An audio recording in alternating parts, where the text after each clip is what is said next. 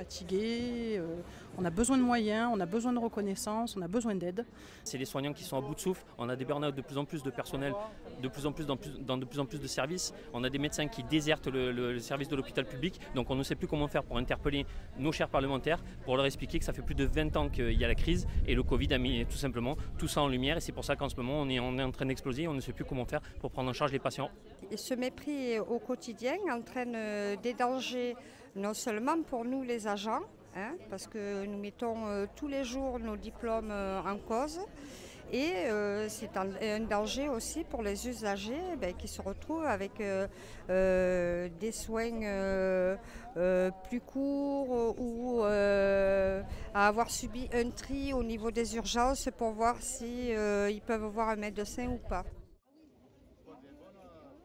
On voit que le gouvernement, bien avant le Covid, on criait haut et fort le manque d'effectifs, les salaires et compagnie. Il y a eu le Covid, après le Ségur. À aucun moment, ils ont tenu compte de ce qu'on demandait.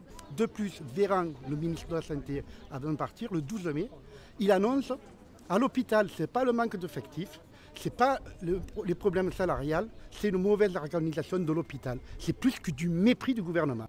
Aujourd'hui, on vient tirer la sonnette d'alarme à travers ces mobilisations qu'on va renouveler dans les jours qui suivent, voire dans les semaines qui arrivent. Alors il faut savoir que ça tient juste par, par le professionnalisme des collègues, les services tiennent juste par rapport à ça et aussi par la majoration des heures supplémentaires qui a été prolongée jusqu'en 2023.